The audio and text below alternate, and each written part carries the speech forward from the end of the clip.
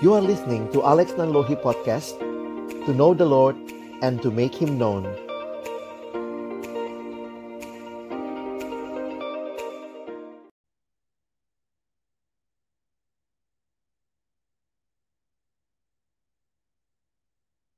Shalom sahabat perkantas, jumpa lagi dalam SMS, Sejenak Menikmati Sabda.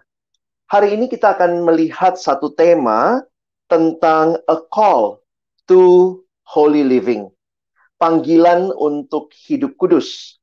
Dan panggilan ini menjadi satu bagian yang penting dalam kehidupan kita sebagai orang percaya, sebagaimana yang akan kita lihat di dalam kitab 1 Petrus, pasal yang pertama ayat 14 sampai ayat yang ke-16.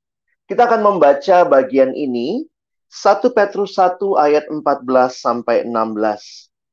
Hiduplah sebagai anak-anak yang taat, dan jangan turuti hawa nafsu yang menguasai kamu pada waktu kebodohanmu. Tetapi hendaklah kamu menjadi kudus di dalam seluruh hidupmu, sama seperti Dia yang kudus, yang telah memanggil kamu. Sebab ada tertulis, kuduslah kamu, sebab aku kudus. Rasul Petrus menuliskan suratnya kepada jemaat yang sedang di dalam situasi yang tidak mudah di abad pertama. Ada ancaman yang dihadapi jemaat pada waktu itu. Ada ancaman dari pihak luar berupa penganiayaan oleh pihak-pihak yang memiliki kebencian terhadap Tuhan Yesus dan para pengikutnya. Yang menarik, bahwa mereka dibenci bukan karena perilaku hidup mereka yang sembarangan, yang sembrono, tetapi justru karena perilaku hidup mereka yang saleh. Maka mereka dibenci dan kemudian mereka mengalami penganiayaan. Namun bukan hanya itu, ada juga ancaman yang datang dari dalam, yaitu ajaran-ajaran sesat yang merusak iman orang percaya. Di tengah-tengah situasi yang tidak mudah yang dialami pada waktu itu, maka kita melihat panggilan yang disampaikan di dalam ayat yang kita baca tadi. Rasul Petrus mengingatkan jemaat identitas mereka sebagai umat Allah. Kita perlu mengingat identitas kita sebagai umat Allah juga di tengah-tengah situasi masa kini yang tentunya juga tantangan begitu banyak, dan bahkan kalau kita perhatikan berusaha merusak iman kita, berusaha untuk boleh membuat kita jadi beralih bukan kepada Tuhan tetapi kepada keinginan duniawi. Maka kita perhatikan bahwa di dalam bagian ini Rasul Petrus menyoroti identitas kita sebagai umat yang kudus milik Allah di hadapan dunia yang sedang memperhatikan setiap gerak-gerik kita. Dari ayat-ayat yang kita baca tadi, kita melihat bagaimana Rasul Petrus ingin agar umat Allah tetap menyadari jati diri mereka yang sesungguhnya. Perhatikan istilah yang digunakan. Hiduplah sebagai anak-anak. Kita adalah anak-anak Allah. Anak-anak berarti memiliki kualitas seperti Bapaknya. Disinilah kita melihat di dalam ayat 15 dan 16 bagian yang terakhir. Kuduslah kamu, sebab aku kudus. Sebuah panggilan untuk hidup kudus di tengah-tengah dunia ini. Dan panggilan ini adalah panggilan yang berkaitan dengan identitas kita. Ketika kita menjadi anak Allah, kita bukan lagi hidup menuruti apa yang dunia kehendaki. Apa arti menjadi kudus? Menjadi kudus berarti kita dipisahkan oleh Allah. Kita dipisahkan untuk menjadi berbeda dari dunia ini, dari yang lainnya. Tapi pada saat yang sama, kita dipisahkan juga untuk menjadi semakin serupa dengan Allah. Kalau kita perhatikan panggilan ini, bukanlah sesuatu yang baru ada di masa perjanjian baru. Bahkan di dalam perjanjian lama juga. Di dalam kitab Taurat, kita melihat beberapa ayat, misalnya di kitab Imamat pasal 11 ayat 44, kitab Imamat pasal 19 ayat yang kedua, kitab Imamat 20 ayat yang 7. Seruannya sama, dan itulah yang digemakan kembali oleh Rasul Petrus. Bahwa kita dipanggil hidup kudus. Karena kita meneladani Bapa kita, Allah yang telah memanggil kita. Dia adalah Allah yang kudus. Karena itu, kita pun harus hidup kudus. Kita bersyukur. Kita bersyukur kepada Bapa kita yang kudus. Yang menyingkapkan dosa kita. Dan telah mengutus putranya untuk menebus utang dosa kita dan menyambut setiap kita yang tersesat untuk kembali menjadi anak-anaknya. Teman-teman, sahabat perkantas yang dikasihi Tuhan, Pendeta John Stott pernah menyatakan sebuah kalimat di dalam bahasa Inggris seperti berikut ini. Dia berkata, sin and the child of God are incompatible. They may occasionally meet, but they cannot live together in harmony. Dosa dan anak Allah itu dua hal yang tidak pas, tidak cocok. Seringkali atau beberapa waktu, kadang mereka bertemu, tetapi dosa dan anak Allah tidak bisa hidup bersama-sama dengan harmonis. Di sini mengingatkan kita bahwa kalau kita telah menjadi anak Allah, kita tidak lagi menjadi orang-orang yang menikmati dosa. Kita masih mungkin melakukan dosa, tetapi kita tidak akan terus-menerus di dalam dosa. Dan disinilah kita diberikan kuasa oleh Allah. Kita tidak mampu dengan usaha kita sendiri. Kita tidak akan mampu untuk hidup kudus dengan kemampuan kita sendiri.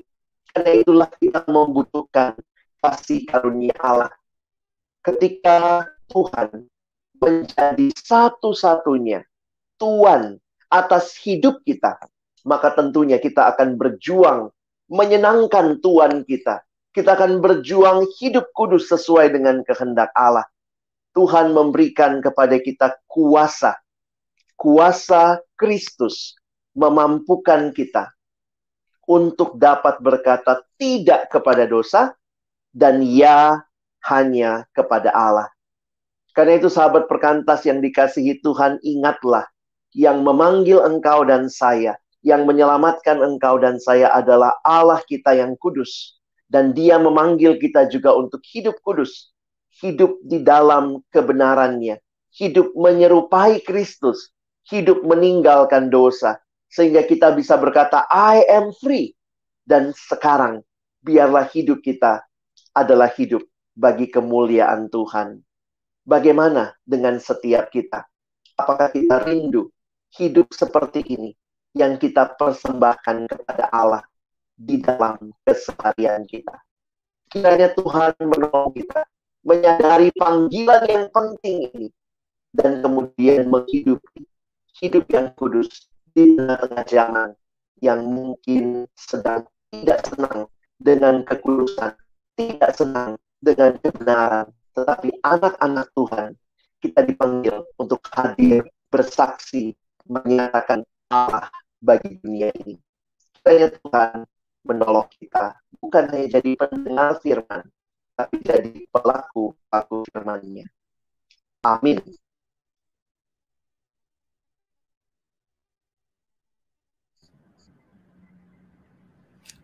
Ya, halo Bang Alex. Halo. Halo, Nov. Oke, thank you Bang Alex untuk renungannya disampaikan kepada setiap Sama-sama. kita ya, ngomongin tentang hidup kudus gitu. Nah, mungkin ada satu pertanyaan yang bisa jadi bahan diskus ya Bang ya. Kan ngomongin hidup kudus kan sebenarnya di tengah dunia yang penuh dengan dosa ini. Kalau tadi kan ada mengutip kalimatnya John Stott gitu ya.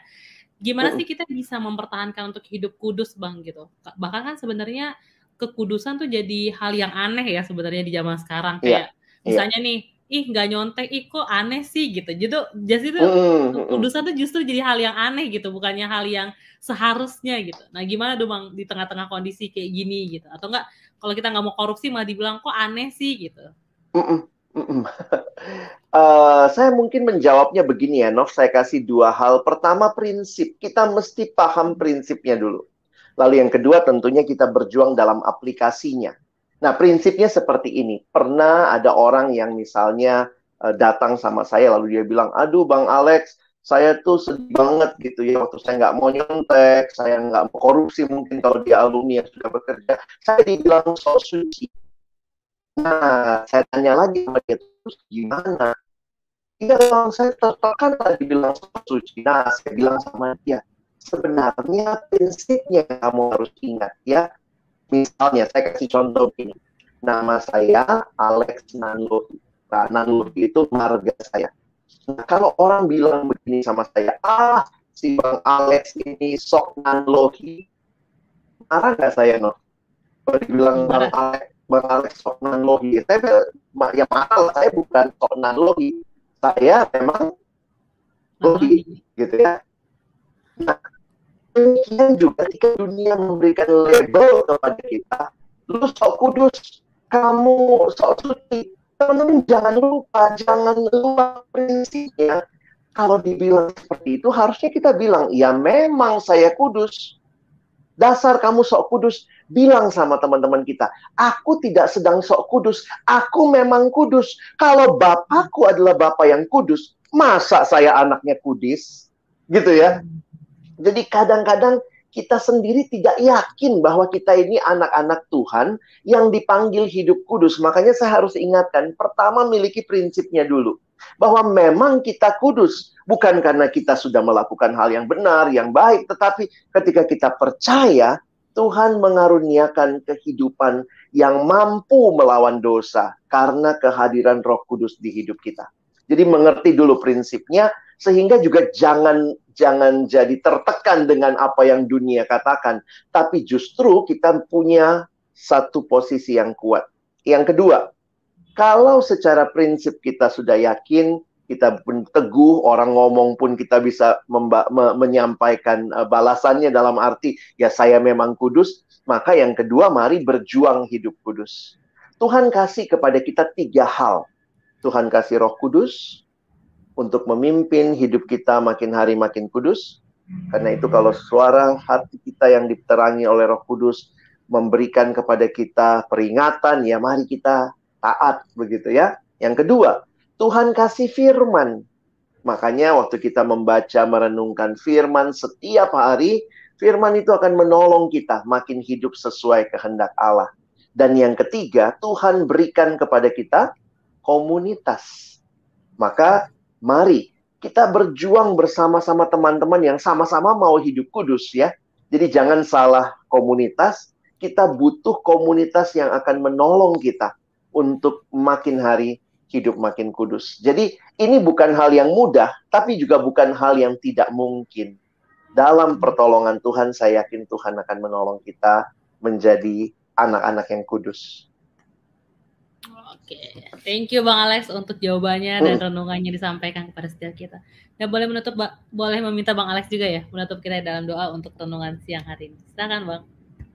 Baik, mari teman-teman kita berdoa. Bapa di dalam surga, terima kasih bukan karena kami kudus, tetapi karena Engkau yang kudus menyelamatkan kami, memanggil kami juga untuk hidup di dalam kekudusan-Mu. Hidup meninggalkan dosa, tapi kemudian hidup semakin serupa dengan Kristus. Tolong kami Tuhan, dalam perjuangan kami hidup melawan dosa, perjuangan kami hidup semakin serupa Kristus. Kami ditolong untuk terus berserah kepada Tuhan, terus dipimpin oleh firman-Mu, terus menikmati komunitas yang Tuhan berikan. Kiranya setiap kami yang mendengar siaran ini, secara langsung maupun siaran tunda, akan dimampukan dengan kuasa Roh Kudus, untuk pada akhirnya bukan cuma jadi pendengar firman, tetapi boleh jadi pelaku-pelaku firman-Mu. Tolong kami di tengah dunia ini, kami boleh hadir menjadi anak-anak Tuhan yang menyatakan kekudusan-Mu. Kami bersyukur, dalam nama Yesus kami sudah berdoa. Amin.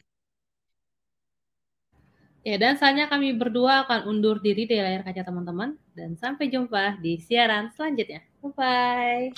Bye.